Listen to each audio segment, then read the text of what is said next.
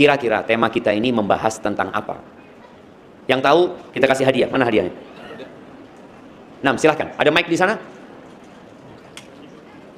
Ada mic apa enggak panitia gimana? Ada di mana? Ada. Mama pegang mic enggak? Selamat datang di channel Kalam Syiar FM.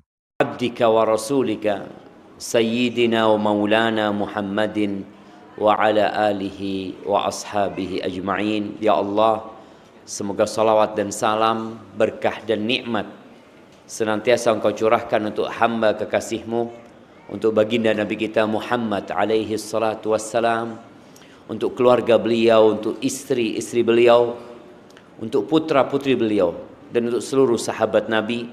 Semoga Allah meridhai kita bersama mereka. Amma ba'd.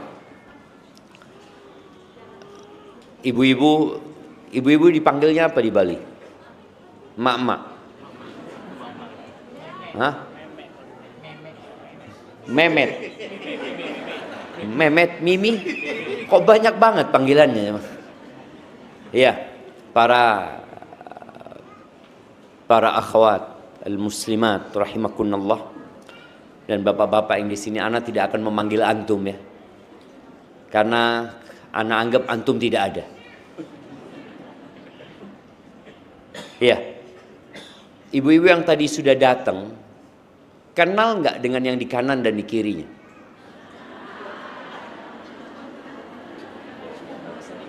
Kenal? Udah kenalan? Alhamdulillah.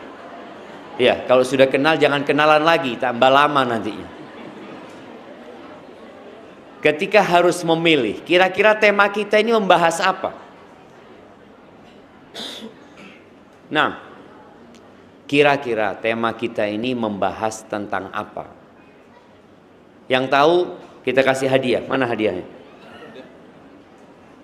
Nah, silahkan. Ada mic di sana? Ada mic apa enggak panitia gimana? Ada di mana? Ada. Mama pegang mic enggak? Enggak ada. Ya enggak setiap orang lah pegang mic lah. Panitia suruh pegang mic sana.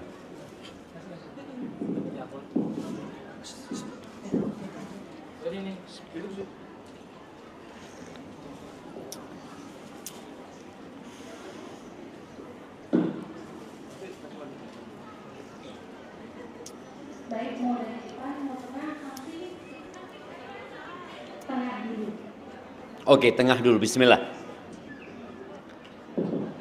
Assalamualaikum warahmatullahi wabarakatuh. Waalaikumsalam warahmatullahi wabarakatuh. Tema kita pada hari ini, insya Allah, ketika aku harus memilih. Iya, kasih hadiahnya. Memilih apa? Tentang kebaikan atau keburukan, antara kebaikan dan keburukan. Antara kebaikan dan keburukan. Oke, nggak apa-apa, kasih hadiah. Baik, yang lainnya sepertinya panitia bukan mau itu. Bukan ketika harus memilih antara kebaikan dan keburukan. Ada yang tahu? Kira-kira, nggak apa-apa.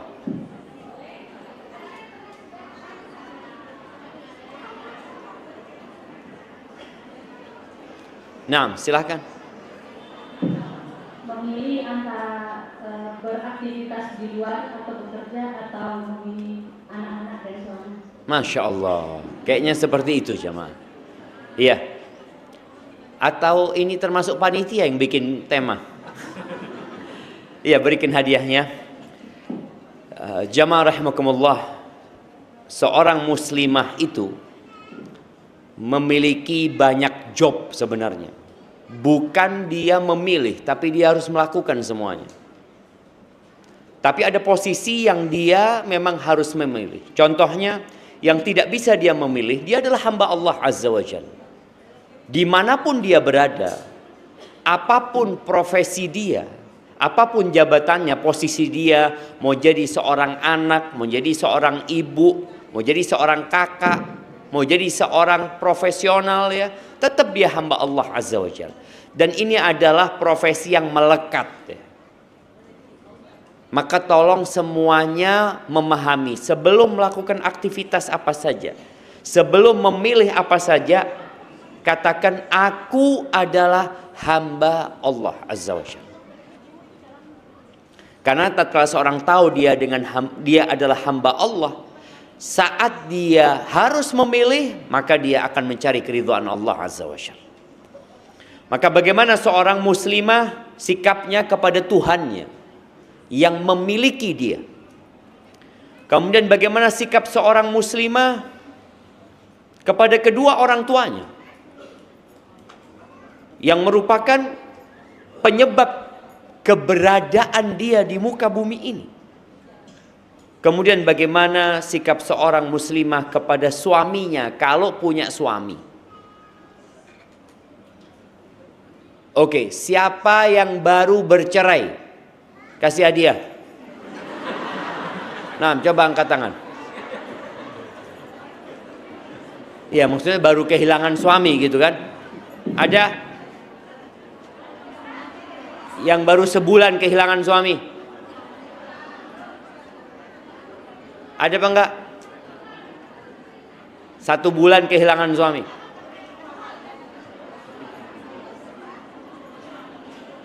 Panitia tolong jawab, ada enggak? Oh ada, Masya Allah. Ya, kasih hadiah sama dia. Kadangkala kehilangan suami karena memang ya dia harus memilih tetap menjalani hidup bersama laki-laki tersebut atau berpisah karena memang visi dan misinya udah berbeda. Atau kadangkala perempuannya yang memang bermasalah, yang kemudian dia diceraikan oleh suaminya. Tapi bagaimana sikap seorang muslimah kepada anak-anaknya? Karena kalau bicara bekerja mencari fulus, ya sejatinya yang bertugas memberikan nafkah itu adalah suami. Apabila seorang suami tidak menjalankan tugasnya dengan baik, dia akan mempertanggungjawabkannya kelak pada hari kiamat. Kalau sampai sang istri harus bekerja, harus membantu memberikan nafkah karena kemalasan suaminya. Dan boleh jadi di beberapa budaya, di beberapa daerah, wanita itu tidak dimuliakan, bahkan dipekerjakan. Kita tahu Islam tidak. Ana masih ingat dengan seorang syekh ya, ketika dia ditanya oleh ya beberapa orang Eropa mungkin ketika melihat air terjun di Niagara sana. Berapa orang? Oh, anak kira ngomong sama Ana berapa orang? Beberapa orang itu. Perempuan itu beberapa orang yang bertanya. Dia mengatakan, kami mendengar bahwasanya ini ada syekh melihat kebesaran Allah di sana. Kami mendengar bahwasanya wanita-wanita di negeri kalian itu ditindas. Tidak diberikan hak-hak mereka. Akhirnya syekh ini mengatakan, kau salah informasi, kata dia. Wanita-wanita di negeri kami adalah ratu-ratu buat kami. Kami adalah pekerja buat mereka. Kerja kami hanya terima kasih. Terima fulus, kasih istri. Itu kerjanya, terima kasih. Memang itu tugasnya. Dan bagaimana seorang lelaki yang bertanggung jawab kepada istrinya memiliki hak yang penuh dan seorang istri harus memuliakannya.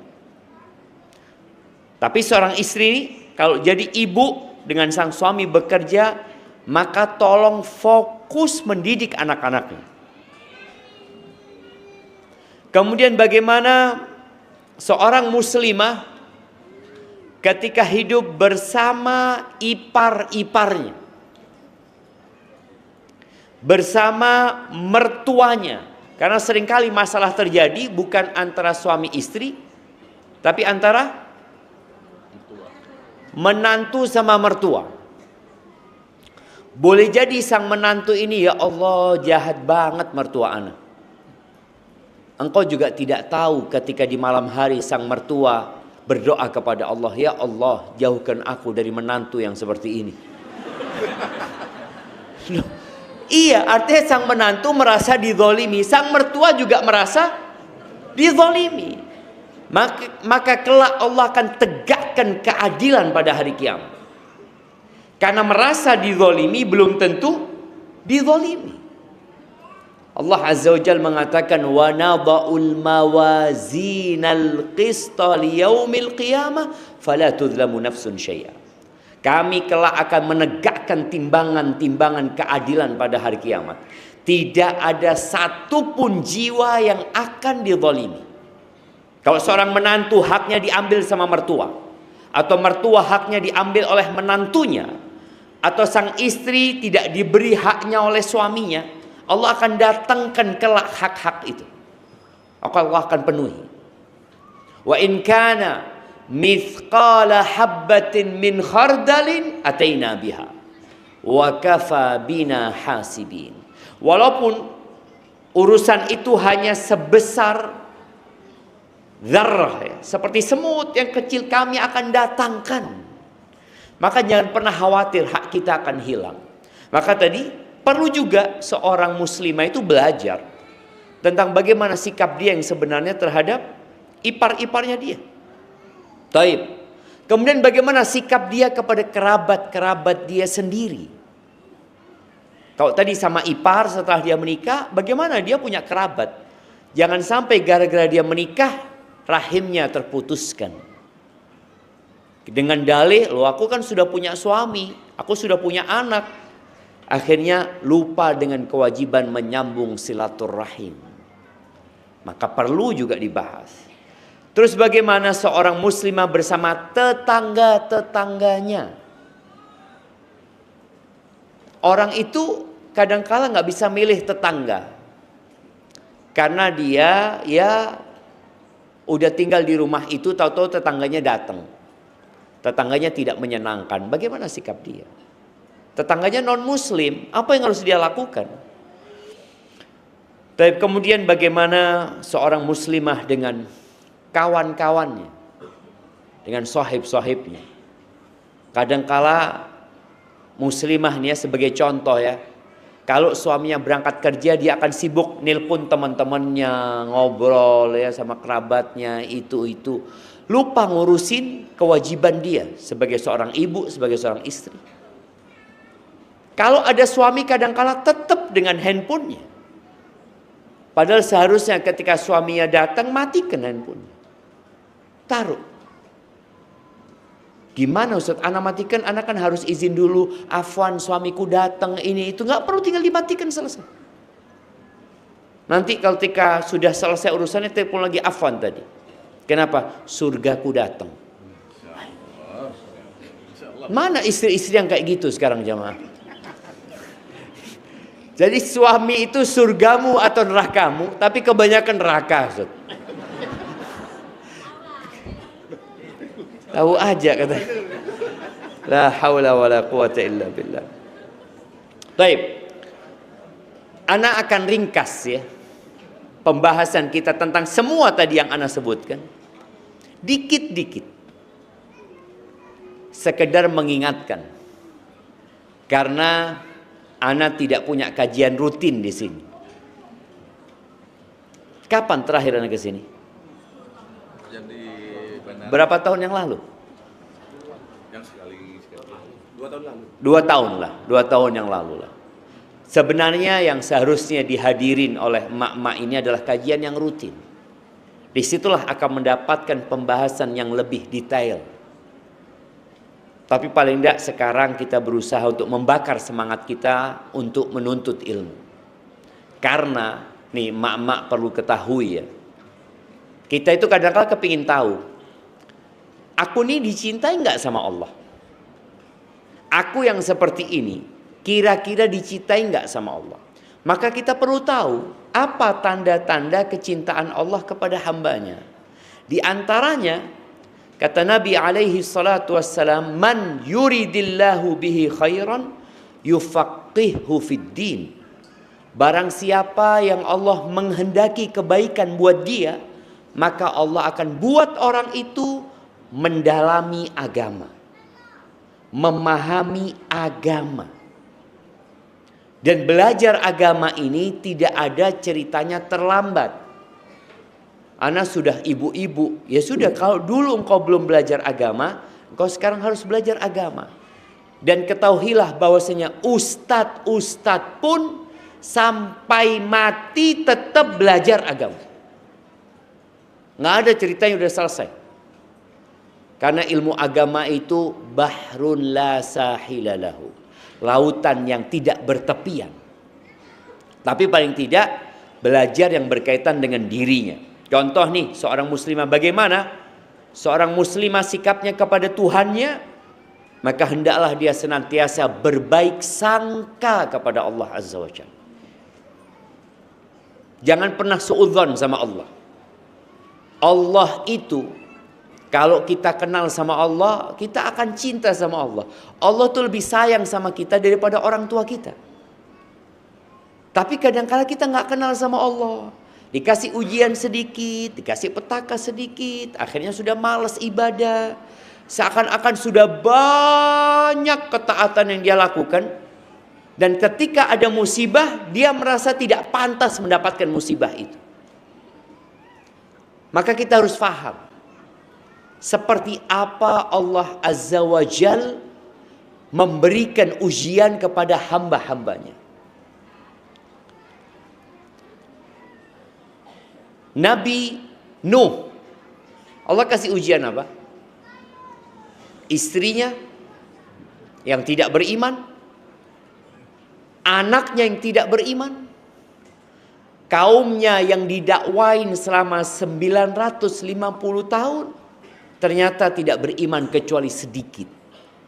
Disebutkan ya kira-kira hanya 80 orang yang beriman. Bayangin ya, 950 tahun. Bagaimana Nabi Ibrahim alaihissalam, Khalilur Rahman, kekasihnya Allah. Beliau itu ingin punya anak tiap hari, dan di waktu-waktu mustajab beliau mengatakan, Rabbi habli minas salihin. Sampai umur 86 tahun baru dikasih anak. Sebagian ibu-ibu 5 tahun menikah nggak punya anak, 10 tahun menikah nggak punya anak, akhirnya mulai putus asa, mulai berburuk sangka sama Allah, mengatakan kayaknya memang Allah nggak kasih anak sama aku. Akhirnya dia berhenti berdoa. Bayangin ya, Nabi Ibrahim alaihissalam tidak ada ceritanya berhenti berdoa. Nabi Zakaria, bagaimana ketika beliau memanggil Allah dengan panggilan yang hening, yang senyap ya, yang penuh dengan ketundukan kepada Allah. Beliau mengatakan, Inni wahanal azmu minni washta'ala ar-ra'su syaiba walam akun bidu'aika rabbi syaqiyya. Ya Allah, tulangku sudah lemah ya Allah. Rambutku sudah menyala dengan uban. Dan aku gak pernah kecewa dengan berdoa memohon kepadamu ya Allah. Bayangin ya, ketika itu Nabi Zakaria disebutkan umurnya 100 tahun. Beliau mengatakan gak pernah aku kecewa dengan berdoa kepadamu ya Allah. Sebagian kita merasa kecewa. Aku sudah doa Ustaz. Berapa tahun berdoa? 7 tahun. Baru 7 tahun. 10 tahun. Baru 10 tahun. Terus sampai kapan kita berdoa? Sampai ajal menjemput kita. Allah Azza wa Jalla mengatakan, Ud'uni astajib lakum. Berdoalah kalian kepadaku, pasti aku kabulkan. Hanya saja ini yang harus kita fahami. Jawaban dari doa-doa kita nggak harus yang kita pinta. Ada 3 pilihan Allah menjawab doa kita. Siapa yang mau menyebutkan? Tafadhal. Sebutkan 3 pilihan Allah menjawab doa kita.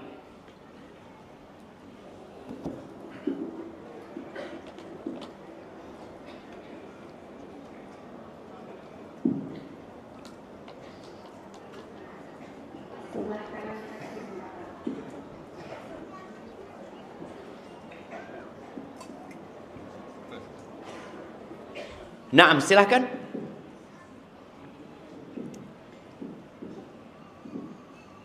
Bismillahirrahmanirrahim. Cara Allah menjawab doa kita yang pertama yaitu dengan menjawabnya langsung, diberikannya, dikabulkan doanya. Yang kedua, Yang diminta dikasih.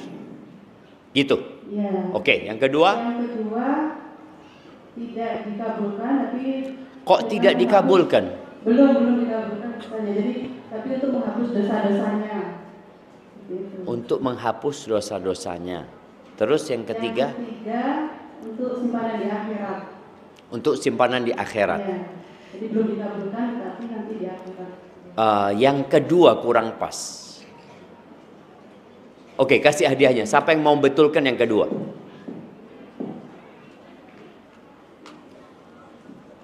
Yang kedua, sama Allah ditunda untuk Oh. dikabulkan. Ditunda tadi kan udah disebutkan. Yang ketiga, Yang ketiga, di akhirat akan tadi kan. dikabulkan saat di akhirat. Itu kan ditunda berarti. Bukan itu.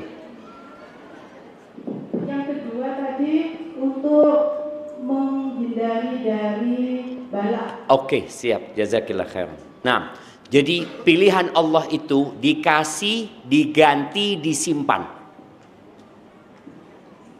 Ya, dikasih yang diminta.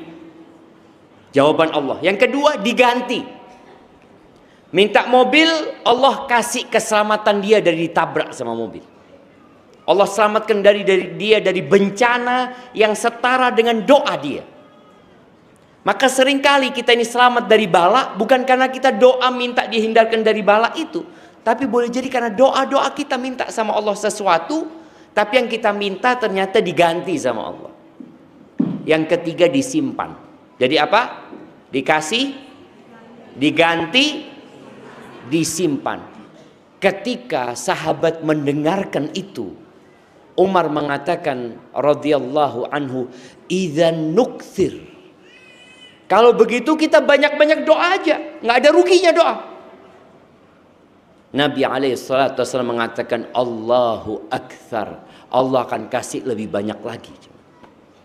Maka tolong di antara sikap seorang muslimah kepada Tuhannya, selain tadi dia beribadah kepada Allah, taat sama Allah, hendaklah dia berbaik sangka sama Allah. Allah itu lebih sayang sama kita daripada kedua orang tua kita. Coba nanti dibaca akhir surat Al-Hasyr. Ketika Allah mengenalkan dirinya kepada kita. Allah mengatakan, Huwallahu alladhi la ilaha illahu alimul ghaibi wasyahadah huwar rahmanur rahim. Dialah Allah, tiada yang berhak disembah kecuali Allah. Allah mengetahui dengan yang nyata dan dengan yang tersembunyi. Allah tahu dengan yang nyata, dengan yang gaib. Dan dialah Allah yang maha pengasih, maha penyayang. Huwallahu alladhi la ilaha illahu al-malik al-quddus as-salam al-mu'min al-muhaimin al-aziz al-jabbar al-mutakabbir subhanallah amma yushrikun. Tuh, Allah memiliki sifat-sifat yang mulia kayak gitu. Allah itu al-jabbar, yang menundukkan segala sesuatu. Allah lah yang ngobatin orang yang sakit. Allah lah yang menghibur kesedihan seorang hamba. Allah lah yang menjadikan orang yang sedang berduka kemudian berubah dukanya menjadi suka. Allah Azza wa Jal yang membuat orang-orang yang awalnya menangis tahu-tahu tertawa. Kenapa dia kok bisa tertawa sekarang? Allah Azza wa Jal. Maka kadang-kadang kita lupa, Al-Malik, Allah itu pemilik semuanya. Rumah kita milik Allah, Pulau Bali ini milik Allah Azza wa Jal, negeri ini milik Allah Azza wa Jal. Terus kenapa kita susah untuk minta sama Allah Azza wa Jal? Dan yakin, fa inna ma'al usri yusra. Inna ma'al usri yusra. Apapun kondisimu, maka ingat, bersama kesulitan itu ada kemudahan. Allah ulangi lagi, inna ma'al usri yusra. Sesungguhnya bersama kesulitan itu ada kemudahan. Jadi kalau engkau sedang sulit sekarang, gembiralah. Loh, sulit kok gembira, Ustaz? Loh, yusra mau datang. Ketika engkau sedang senang, boleh jadi kesulitan akan datang. Jadi ketika engkau sulit, disitulah engkau berbaik sangka sama Allah. Datang nih. Datang. Yakin. Tapi sebagian kita nggak yakin. Maka kemudian kemudahan itu nggak datang. Kenapa? Karena kata Allah Azza wa Jalla dalam sebuah hadis qudsi, ana inda dhanni abdi bi. Aku tuh kata Allah tergantung prasangka hambaku kepadaku. Karena perempuan ini kadang-kala menghayalkan yang buruk-buruk ya. Nanti gimana kalau kayak gini? Nanti gimana kalau gini? Betul ibu-ibu? Betul, mama itu kayak gitu. Cobalah nanti bagaimana kalau baik kayak gini? Jadinya baik.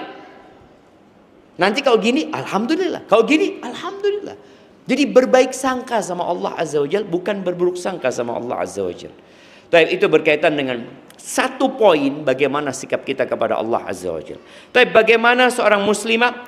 Ada satu pembahasan yang Anda lupa. Muslimah terhadap dirinya. Terhadap diri dia sendiri. Sebelum kita bicara bagaimana dia sama orang tuanya. Karena Nabi SAW mengatakan, wa inna li nafsika alaika haqqa. Dirimu itu punya hak. Jadi seorang muslimah harus tahu, loh aku ini harus memperhatikan diriku. Iya. Yang pertama, perhatikan tubuhnya. Tubuh itu titipan dari Allah Azza wa Jalla. Para ulama menyebutkan bahwasanya al-jismu itu markabun ilallah, kendaraan menuju kepada Allah. Allah kasih tuh fisik nih sebagai kendaraan. Ada sebagian orang yang tidak menjaga fisiknya. Biasanya kalau masih gadis, berapa beratnya? 48. Insyaallah. Tinggi 160, beratnya 48. 1 tahun menikah 84.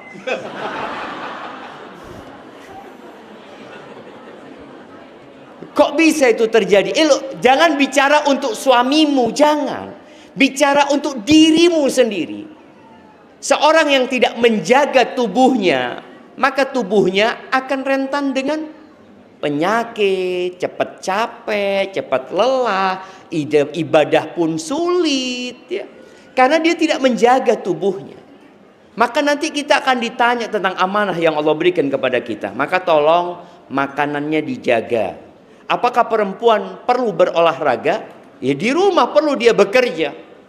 Sekarang ini memang wanita itu kenapa? Banyak yang berpenyakitan. Bukan wanita aja sebenarnya. Laki-laki juga. Karena semuanya sudah dilakukan tanpa keluar tenaga. Dulu orang nyuci, Masya Allah jemaah. Sama tangannya dia nyuci ya. Subhanallah. Ketika dia mau masak itu harus ngidupin kompor. Apalagi kompor yang sumbu itu. Anak kalau sama emak anak dulu, rahimahullah, hidupin kompornya. Jadi mau masak itu nunggu ngidupin kompornya dulu. Sekarang, gleks. Hidup sudah. Mau masak nasi butuh proses panjang. Sekarang tinggal ngukur sama selesai. Apa lagi? Nyuci, air, nimba orang dulu. Makanya kenapa sehat-sehat mereka. Sekarang nggak ada, buka keran, keluar airnya. Dan ternyata harus ada yang dibayar. Apa yang dibayar? Kesehatan kita yang jadi taruhan. Sehingga perlu waktu khusus untuk olahraga. Orang dulu nggak perlu. Waktu olahraga nggak perlu karena hidupnya sudah olahraga. Olahraga itu kan artinya menggerakkan tubuh kita sebenarnya. Ketika tubuh kita sudah bergerak, sudah cukup. Sekarang 100 meter naik motor listrik. Nggak ada jalan sekarang. Sampai anak-anak kita pun seperti itu. Dan nanti 30 tahun ke depan anak-anak itu akan sering ke rumah sakit ketika dia tidak bergerak. pada saat dia harus bergerak. Kita dulu waktu kecil, Allahu Akbar, 2-3 kilo. Anak waktu SMA dulu Masya Allah 10 kilo jalan kaki ke kampus, ke sekolahan, jalan kaki sudah. Dan gak ada mengeluh. Disuruh orang tua berangkat jalan kaki. Sekarang semuanya pakai kendaraan. Di rumah permainan anak-anak dulu jangan ditanya, lari sana, lari sana. Sekarang jarinya pencet sana, pencet sini. Ketika di check up semua tubuhnya, yang paling sehat jempolnya. Ini jempolnya paling bagus. Iya, kalau mak-mak mungkin jarinya ya, karena suka scrolling gitu kan, seret, seret. Jadi, sudah shopping, scrolling, pencet, set, masuk keranjang, seret. Alhamdulillah. Kalau masih masuk keranjang masih bagus lah. Belum check out ya, belum masuk keranjang nggak apa-apa. Kalau sudah check out itu yang bahaya. Maka tolong tadi perhatikan tubuhnya, karena sekali lagi tubuh itulah yang menjadi kendaraan dia menuju kepada Allah Azza wa Jal. Kemudian perhatikan akalnya dengan cara senantiasa menuntut ilmu, dan apa yang harus dipelajari, bacalah Al-Quran, dan perhatikan jiwanya. Sekarang ini banyak orang, menurut WHO itu disebutkan ya, mungkin setahun 2 tahun yang lalu, 1 miliar penduduk bumi ini bermasalah kesehatan mentalnya. Bermasalah. Apa penyebabnya? Ternyata penyebabnya adalah medsos, handphone, dia depresi. Apalagi kalau sudah bicara beberapa tahun yang lalu ya, Ana masih sering melihat, sekarang sudah mulai kurang ya. Kadangkala perempuan di pinggir jalan ya naruh HP terus goyang-goyang. Ana ngomong, ya Allah, pinggir jalan ini. Kalau mungkin di rumahnya, mau ini di pinggir jalan jemaah. Berapa banyak orang di jalan, anak-anak kecil sekarang goyang-goyang tangannya kanan, kiri. Oh itu olahraga Ustaz. Maka tolong perhatikan mentalnya, bagaimana ruh ini harus, tadi kalau kita harus memilih kesehatan mana yang kita pilih, kesehatan fisik atau kesehatan ruh, ya dua-duanya seharusnya. Tapi ruh lebih penting. Dan ruh kita ini butuh makanan sebagaimana fisik kita butuh makanan. Makanan ruh kita adalah zikrullah tabaraka wa ta'ala. Ala bi zikrillah tatmainnul qulub. Makanya kalau sudah ibu-ibu ini atau anak perempuannya sudah banyak pikiran, suruh duduk, nak, duduk di sini nak. Coba engkau baca subhanallah wa bihamdihi subhanallahil azim 100 kali. Jangan engkau pindah dari situ sampai selesai. Seperti orang makan. Orang kalau makan 1 sendok kemudian dia pergi, ya enggak pas buat tubuhnya. Lo selesaikan dulu makanan. Bahkan orang kalau makan itu ada apa, muqaddimah itu bahasa restonya apa? Apa? Appetizer. Oh, appetizer. Muqaddimah. Habis muqaddimah main course. Habis gitu khatimah. Bayangin makan aja untuk tubuh, ada muqaddimah, ada isinya, kemudian baru khatimah. Zikir enggak. Baru 10 kali udah tinggal masak, ditinggal ini, tinggal duduklah. Duduk zikir. Rasulullah sallallahu alaihi wasallam sekali duduk beliau mengatakan Rabbighfirli wa tub alayya innaka antat tawwabur rahim 100 kali. Sekali duduk. Kita kan kadang-kala kemana-mana, kan boleh Ustaz zikir sambil jalan, boleh, sahih. Zikir sambil tiduran boleh. Bahkan Allah menyebutkan tentang orang-orang yang cerdas itu, alladzina yadhkurunallah qiyaman wa qu'udan wa ala junubihim, selalu berzikir, tapi tolong serius. Zikir itu untuk memperhatikan ruh kita. Semakin kita dekat sama zikrullah, semakin sehat jiwa kita. Karena udah janji Allah, alladzina amanu wa tatmainnu qulubuhum bi dzikrillah. Ala bi dzikrillahi tatmainnul qulub. Dengan berzikir kepada Allah, hati akan menjadi tenang. Ingat, bukan hanya dengan, sekarang tuh ada istilah apa? Healing. Healing. Mama kalau healing kemana? Kemana? Ke pasar. Nah, tadi tempat healing kita kadangkala adalah sejadah kita. Boleh sekali-kali orang jalan-jalan, ya melihat ciptaannya Allah. Tapi tolong zikrullahnya dulu dimantapin. Kemudian itu terhadap dirinya.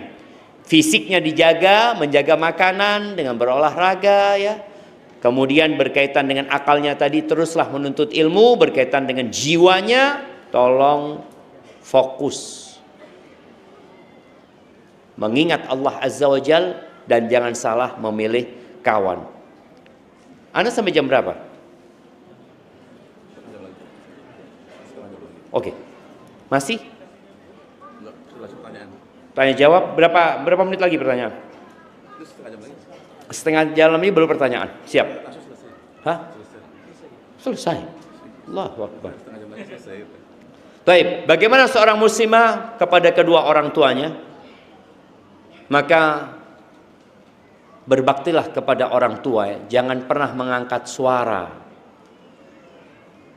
Jangan ketika sudah menikah engkau tidak lagi berbakti dengan alasan aku punya suami.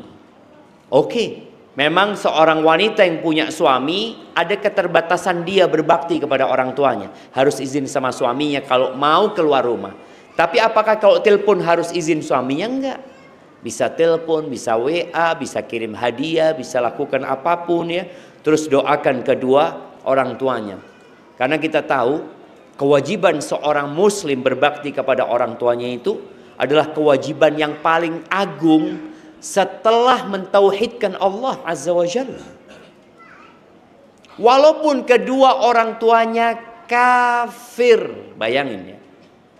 Allah mengatakan wa in jahadaka ala an tusyrika bi ma laysa laka bihi ilm fala tuti'huma. Kalau kedua orang tuamu memaksamu untuk melakukan kesyirikan, jangan taat. Tapi apa kata Allah? Wa sahibhuma fid dunya ma'rufa. Tapi engkau tetap mendampingi keduanya dengan cara yang ma'ruf. Maka tolong para muslimah memperhatikan hal itu. Kemudian bagaimana muslimah bersama suaminya? Ya, yang punya suami. Yang punya suami, bagi yang belum punya suami, tolong jangan salah pilih suami. Kalau salah pilih suami nanti curhat sama ustadznya, gimana ustadznya suami anak kayak gini, kayak gitu. Kadang-kadang anak tanya, anti nemu suami kayak gitu di mana gitu. Orang nanti nggak pernah musyawarah sama anak waktu milih suami. Sekarang, lo iya suami anak lo. Kalau umpamanya dia musyawarah kan, oh iya berarti anak salah waktu memilihkan. Enggak, ini pilihannya anti yang memilih. Maka tolong jangan salah. Kalau salah pilih suami akan berdampak kepada masa depanmu dan masa depan anak-anak. Baik. Dan seorang wanita muslimah itu, dia punya orang tua, dia berbakti kepada orang tuanya, tapi dia tahu suaminya adalah surga atau neraka dia. Rasulullah sallallahu alaihi wasallam ketika menyebutkan khairun nisa ya, ada beberapa hadis tentang khairun nisa.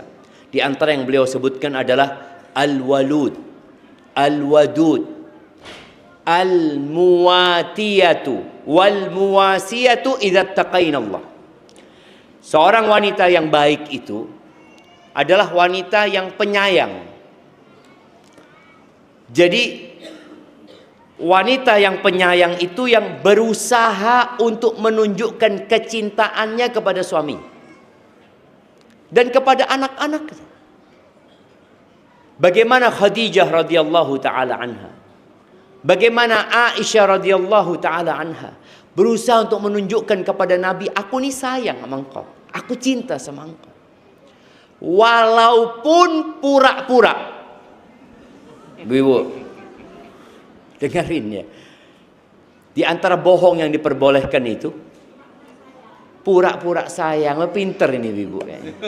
Nah, jadi tidak semua rumah tangga dibangun di atas cinta. Bahkan Umar bin Khattab mengatakan, fa inna aqallal buyut allati tubna 'alal hub. Sedikit rumah tangga yang dibangun di atas cinta itu sedikit. Biasanya cinta itu di awal.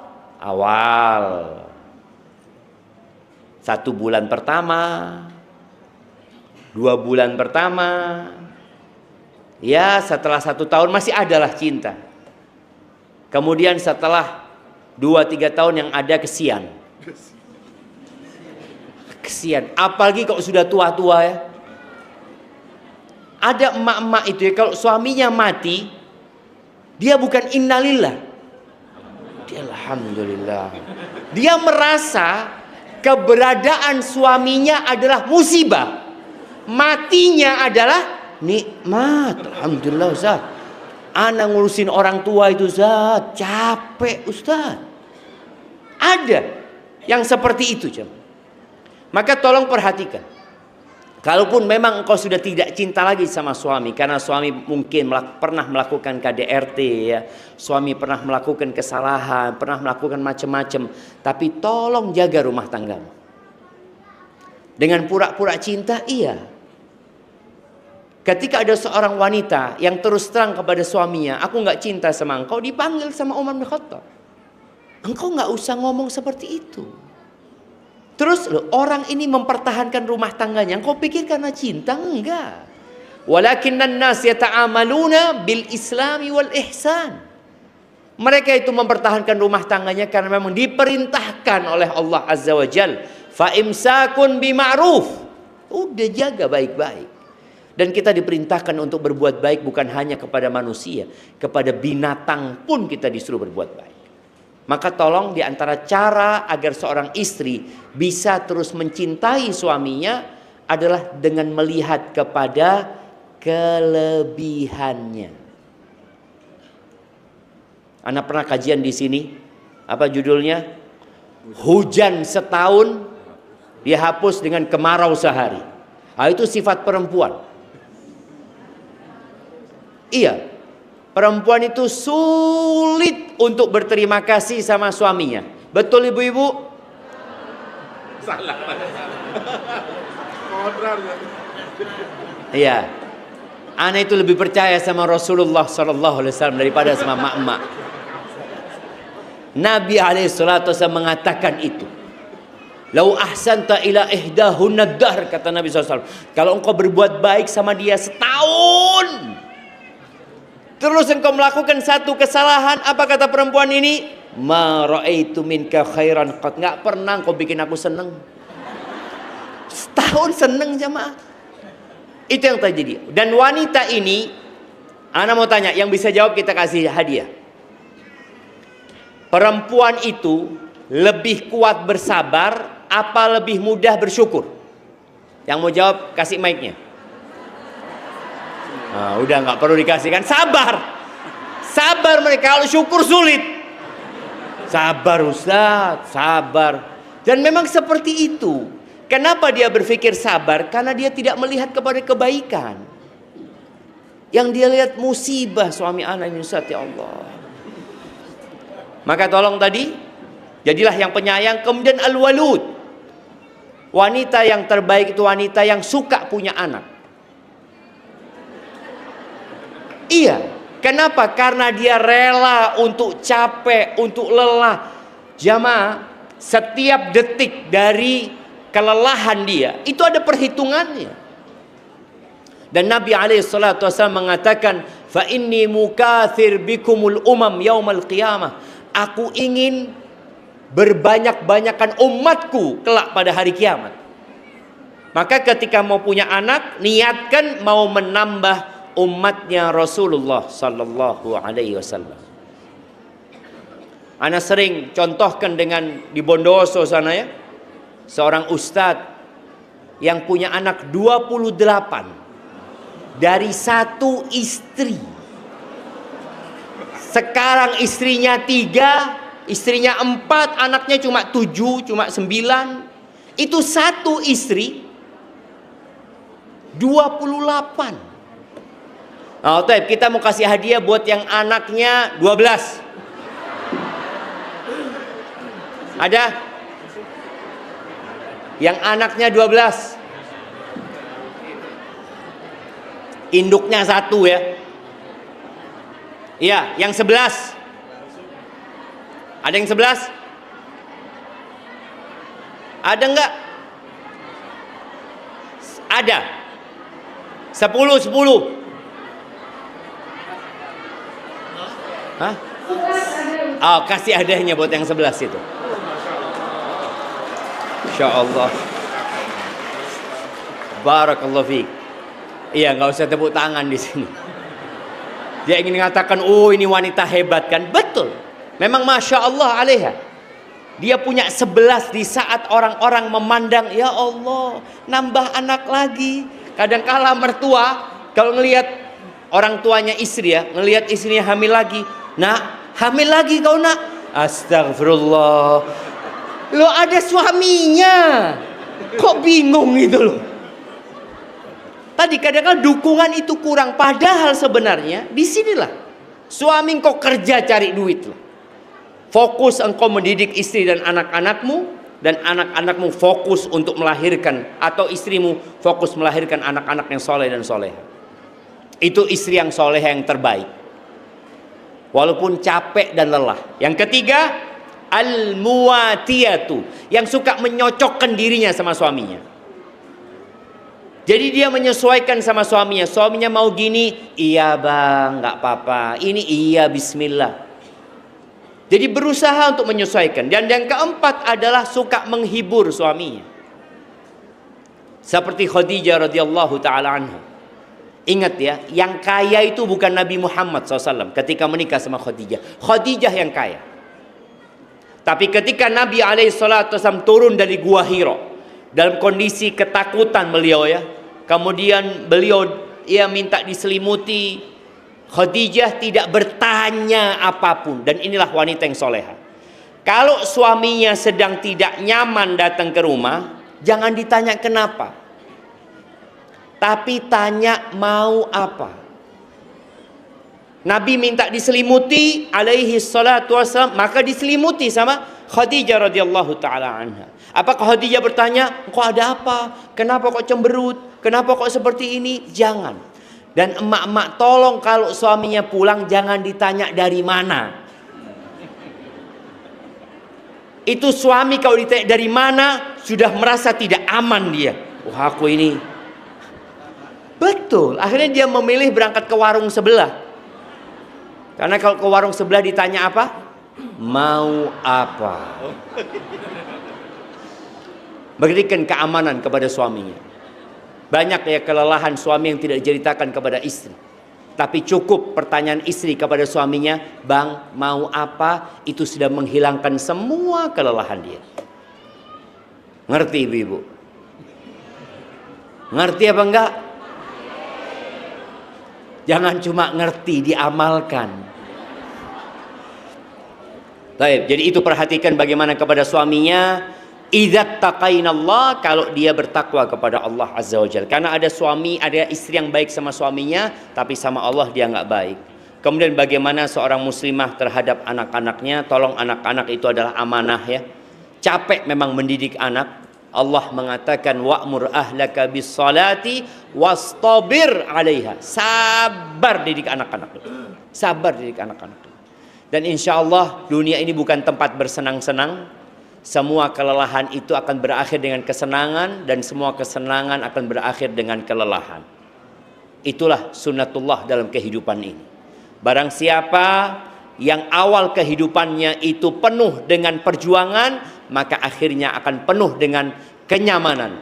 Dan barang siapa yang awal kehidupannya santai, berleha-leha, maka dia akan kehilangan waktu bersenang-senang yang sebenarnya. Barakallahu fiik. Ini sudah ada pertanyaan. Masya Allah, udah dipilah sama antum. Satu-satu kasihkan ke ana. Nah, ana izin minum dulu jamaah ya.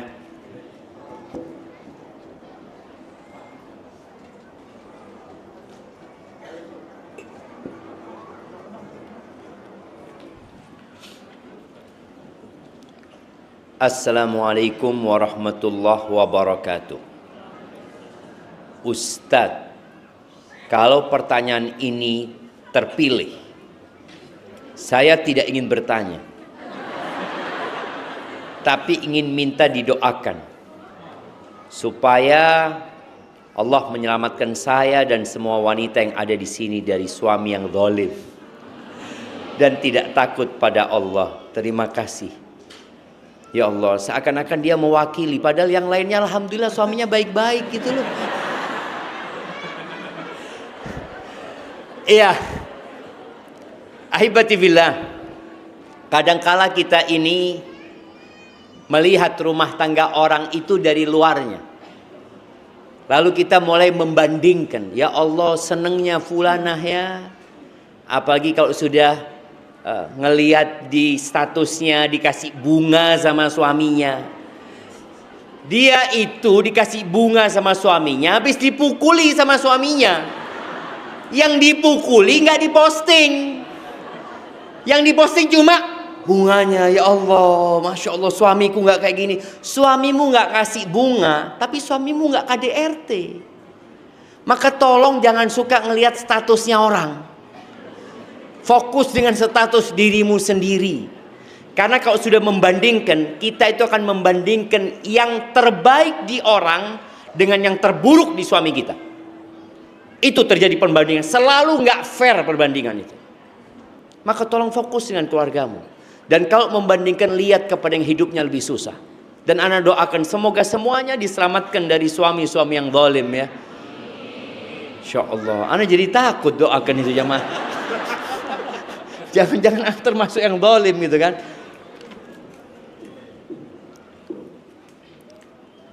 Ustadz, bagaimana bila istri memilih untuk bekerja di luar, padahal suami sudah memenuhi nafkah tanpa kurang, dengan alasan saya sebagai istri sudah terbiasa bekerja 9 tahun, kantoran, dan tidak terbiasa di dalam rumah. Apakah ini termasuk tidak qanaah terhadap rezeki dari suami? Iya. Ketika suaminya mengatakan seharusnya dia di rumah, kecuali alasan dia itu ingin memberikan manfaat kepada umat. Kan alasan dia cuma saya terbiasa di luar. Allah Azza wa Jalla mengatakan waqarna fi buyutikunna. Kalian hendaklah tinggal di rumah-rumah kalian. Wala tabarrujna tabarrujal jahiliyatil ula. Kalau harus keluar, ya keluar tapi jangan tabarruj. Seperti orang-orang jahiliyah yang terdahulu. Jadi kalau alasannya dia bekerja itu karena dia terbiasa, maka hendaklah engkau berhenti. Tapi kalau alasanmu bekerja itu karena anak ingin memberikan manfaat, umpamanya dia seorang yang memang punya ilmu, dia punya orang yang bisa memberikan manfaat kepada orang lain ya, dan suaminya mengizinkan. Jadi bukan mencari dunia sebenarnya, tapi dia cari akhirat. Tafadhol. Tapi kalau kondisi suami memang Ustadz perlu dibantu suami Ustadz, dan pekerjaan ana alhamdulillah tidak mengganggu tugas-tugas ana sebagai istri, sebagai anak, sebagai ibu, maka nggak ada masalah. Tapi kalau alasannya tadi hanya karena terbiasa, ana rasa anti resign, fokus di rumahnya. Bicara tidak biasa, ala bisa karena terbiasa, maka dibiasakan di rumah. Ada banyak kebaikan yang bisa engkau lakukan di rumah. Boleh jadi engkau tiap 3 hari hatam Al-Quran. Dengan engkau pulang ke rumah, engkau jadi punya derajat yang tinggi di surga Allah. Boleh jadi engkau di rumah memperbanyak istighfar. Tapi kalau di rumah sibuk dengan handphonenya, nonton drakor, iya, gak manfaat di rumah kadang-kadang. Barakallahu fikum. Afwan Ustaz, izin bertanya, ana terkadang sesekali waktu mendapat feeling, firasat buruk tentang suami. Dan itu benar terjadi nantinya. Makanya jangan suudzon. Udah dikasih tahu. Akhirnya semua yang di-feelingkan dia jadi kenyataan. Karena Allah tergantung prasangka hambanya. Engkau sangka yang baik-baik sama suamimu. Ana mengalami ini dari awal menikah. Dari awal menikah sudah suudzon. Pertanyaan ana, feeling firasat tersebut datangnya dari syaitan atau dari Allah? Karena Allah sayang dengan ana, jadi ana tahu apa yang terjadi di luar sana. Enggak, itu bisikan syaitan. kita itu, Allah Azza wa Jalla mengatakan, ya ayyuhalladzina amanu ijtanibu katsiran minadh-dhann. Wahai orang-orang beriman, hindari kebanyakan prasangka. Hindari hal itu. Jadi kalau ada bukti, baru kita bisa mengatakan iya. Tapi kalau hanya prasangka, kalau engkau berprasangka, jangan kemudian engkau cari tahu. Karena biasanya perempuan tuh, kalau sudah ada firasat, mulai dia kayaknya, mulai HP-nya dibuka, ya, dipasangi GPS di tasnya suami, di motornya suami, bayar Intel, tolong ikutin. Jangan berprasangka yang baik. Titipkan suamimu kepada Allah Azza wa Jal, dan engkau jaga Allah di rumah dengan cara memperbanyak istighfar, ya. Insya Allah suami dijaga. Tapi kalau engkau dibisikin yang macam-macam kemudian engkau mengikuti, boleh jadi menjadi kenyataan. Dan rata-rata seperti itu. Maka tolong berprasangka yang baik sama suaminya dan layani suami dengan baik. Tolong layani suami dengan baik. Karena perempuan kalau sudah ada prasangka, biasanya dia tidak akan melayani dengan baik. Dia mulai akan bertanya yang tidak-tidak sama suaminya. Bang, dari mana engkau, bang? Jujur, bang, ya. Waduh, ini di persidangan sudah. Jujur, bang, aku sumpah engkau dengan nama Allah. Allahu Akbar. Jangan. Layani suamimu dengan baik, ya. Hormati dia. Dan insya Allah engkau akan mendapatkan kebahagiaan di rumahmu tanpa tahu apa yang dilakukan suami di luar sana.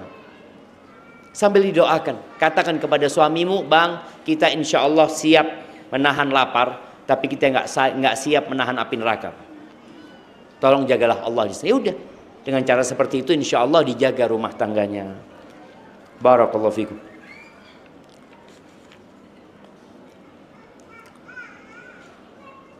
Jika harus memilih, semua perempuan pasti ingin mendapatkan suami yang soleh. Tetapi tidak semua mendapatkan sesuai keinginan. Berarti salah pilih, kan? Bagaimana cara kita jika ingin suami kita menjadi imam yang baik, tanpa terlihat menggurui dan merendahkan suami, dan tetap terlihat santun sehingga suami bisa menjadi imam yang baik? Masya Allah, pertanyaan yang menarik ini. Yang tanya kasih hadiah. Yang tanya nanti datang ke panitia. Masih ada hadiahnya, kan? Ya, kalau sudah terlanjur, artinya dia memilih suaminya sudah baik. Kriterianya seperti yang disebutkan Rasulullah SAW, agama dan akhlaknya. Tapi ternyata di tengah jalan suaminya berubah. Ada suami yang berubah di tengah jalan karena faktor ekonomi, ya, karena faktor kawan, karena faktor penyakit. Kadang-kala terjadi perubahan tersebut. Apa yang harus dilakukan? Yang pertama, bersabarlah menghadapi suami yang seperti itu. Bersabar. Yang kedua, memberikan pelayanan yang lebih. Karena tabiat manusia itu, kalau dihormatin, dia akan menghormati. Itu tabiat manusia. Tapi kalau setan kita hormatin, dia nginjak-nginjak kita. Maka kita disuruh berlindung kepada Allah dari godaan setan yang terkutuk. Tapi menghadapi manusia yang berlaku buruk, kata Allah, idfa' billati hiya ahsan. Balaslah keburukan dengan yang lebih baik. Sehingga dengan itu suaminya semoga akan tahu diri. Engkau berikan pelayanan yang lebih. Subhanallah jamaah. Ana ingat dengan sebuah kisah yang mungkin sebagian jamaah sudah mendengar, ya. Seorang syekh yang umurnya kira-kira 90 tahun yang ditanya oleh seorang wanita via telepon, ditanya, "Syekh, ana punya suami tadi malam. Suami ana itu peminum, Syekh, pemabuk suami ana. Ana punya anak 5 dari dia. Tadi malam ketika ana sholat malam, ana baca Quran, dia datang, Syekh, Quran itu dirobek-robek sama dia. Dan dia jangan ditanya, sudah melakukan KDRT berulang-ulang gitu, ya. Apa yang harus ana lakukan?" Syekh itu tanya, "Nah, kalau engkau berpisah sama perempuan itu, sama suamimu itu, engkau hidup sama siapa?" Dia mengatakan, "Aku ini dari desa," kata dia. "Aku nggak punya siapa-siapa gitu.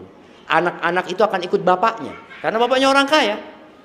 Seperti itu. Akhirnya Syekh itu mengatakan, "Sabar nak, ya. Engkau sabar nak.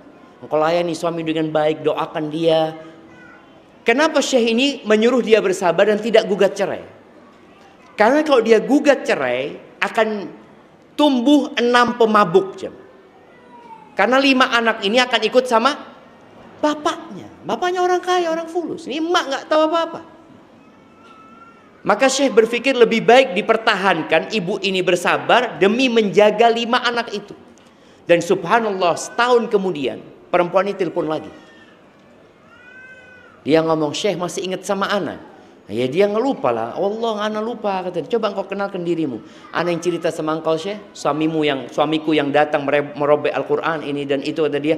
Iya, aku ingat, kata Syekh. Bagaimana suamimu sekarang, kata dia. Alhamdulillah Syekh, suami ana sekarang yang buka pintu masjid kalau waktu sholat subuh. Perlu kita berdoa minta sama Allah berikan pelayanan yang lebih sama suami, ya. Kita kadang-kala maunya ngasih tahu, maunya menggurui ini dan itu. Kadang-kala kondisinya nggak bisa. Maka teruslah berkhidmat, lebihkan khidmatmu kepada suami sampai suami akhirnya malu. Dia sudah zalim tapi istrinya terus berbuat baik sama dia. Semoga dengan cara seperti itu ya suamimu menjadi lebih baik lagi, ya. Barakallahu fikum.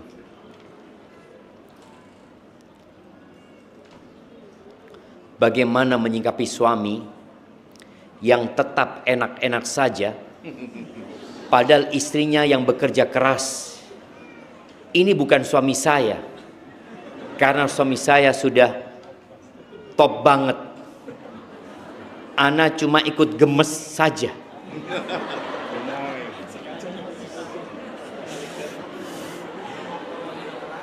Iya, dia lihat suaminya orang. Iya, padahal istrinya nggak ada masalah gitu ya. Nah, apa yang harus dilakukan jemaah? Ini kan dia melihat orang lain. Boleh jadi istrinya siap bekerja keras karena dia memang benar-benar berharap pahala dari Allah Azza wa Jalla. Boleh jadi seperti itu. Boleh jadi juga suaminya punya penyakit mungkin yang menyebabkan dia tidak bisa bekerja dengan baik-baik saja. Kalau kita mau berbaik sangka. Terus kalau sang istri menerima dengan kondisi itu, ya akan jadi pahala buat istri tersebut. Tapi laki-laki seperti itu bukan laki-laki ideal gitu. Dan dia akan mempertanggungjawabkan. Karena sekarang ini yang bertanya emak-emak, ana nggak bisa ngasih nasihat suaminya. Maka buat perempuan yang dapat suami kayak gitu, tadi pilihannya bagaimana dia berdoa, ya, terus tetap melayani suaminya. Walaupun ada pilihan, ya, seorang wanita, seorang istri yang tidak dikasih nafkah oleh suaminya, dia berhak memilih. Pilihan pertama, dia tetap melayani suaminya, tetap taat sama suaminya, tadi melayani suaminya di ranjang, dimanapun, ya, dan menjadikan nafkah yang seharusnya diberikan itu hutang. Jadi terhitung hutang suami. Kalau biaya rumah dalam sebulan itu 5 juta, maka dihitung itu utangnya suami 5 juta. Itu pilihan pertama. Pilihan kedua, dia tetap melayani suami dan dia yang memenuhi kebutuhan rumah tangga dan dia anggap itu sedekah kepada suaminya. Maka jadi pahala. Yang ketiga, dia boleh tidak melayani suaminya dan boleh dia bekerja cari fulus dan nggak usah melayani suami. Boleh pilihan aja. Karena sang suami dijadikan pemimpin di rumah, punya hak disebabkan dia memberikan nafkah kepada istrinya. Kalau istrinya nggak dikasih nafkah, lalu istrinya disuruh bekerja, masih dia harus melayani suaminya, nggak fair yang seperti itu. Maka dia punya hak untuk tidak melayani suaminya. Dan dia punya hak untuk cari fulus bekerja demi hidup. Dan kalau bicara nafkah itu ingat ibu-ibu, sandang, pangan, papan, itu nafkah yang harus diberikan suami. Dan yang keempat pilihan dia, ya dia minta fasakh. Karena suaminya tidak menjalankan tugasnya. Bukan dia khulu kemudian dia mengembalikan mahar, enggak. Tapi itu prosesnya di pengadilan seperti itu. Barakallahu fikum. Pertanyaan terakhir. Assalamualaikum warahmatullahi wabarakatuh. Ustadz, ana sudah pisah dengan suami saya sekitar 10 tahun yang lalu. Dan sekarang saya sudah menikah lagi. Begitupun dengan mantan saya. Semua anak, alhamdulillah saya yang ambil asuh.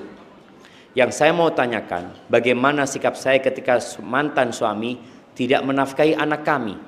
Terkadang kalau anaknya meminta, jawabannya tidak ada. Jadi selama ini yang menafkahi adalah suami saya yang sekarang. Terkadang saya malu karena bukan anak kandungnya. Tapi alhamdulillah suamiku tidak pernah mengeluh. Itu suami ideal jamaah. Insya Allah. Kalau saya WA mantan suami saya, dia selalu marah dan blokir saya sampai sekarang. Apakah saya harus membiarkan saja sampai dia sadar sendiri? Jazakumullahu khairan Ustaz. Iya, kesian jamaah memang orang-orang yang tidak faham dengan kewajibannya. Maka kelak orang-orang seperti itu akan merugi pada hari kiamat di saat banyak yang nuntut sama dia. Anak-anak tidak diberi nafkah sama dia, padahal itu kewajibannya dia. Dan nanti pada hari kiamat anak-anak berhak menuntut. Kalau tadi suami ibu menafkahi sebagai sedekah ya, buat anak-anak itu jadi kebaikan dia. Dan ingat ya, ini ada bapak-bapak, sedikit bapak-bapak di sini. Bahwasanya anak-anak itu walaupun sudah bercerai adalah full tanggung jawab bapaknya gitu. Karena yang terputus itu hanya hubungan suami istri. Hubungan anak sama bapak, anak sama emaknya sampai kapanpun tetap. Dan yang menjadi tanggung jawab adalah tanggung jawab bapaknya. Ketika bapaknya tidak bertanggung jawab, ya mau nggak mau ibunya. Sehingga itu juga jadi pahala buat ibunya. Dan alhamdulillah ibu tadi punya suami yang baik. Kalau tadi ibu sudah menegur suami, udah ngasih tahu mantan suami tadi ya, tapi dia nggak mau, ya sudah, tugas ibu sudah selesai. Kalau memang nanti anak-anak jangan sampai dibuat benci sama bapaknya.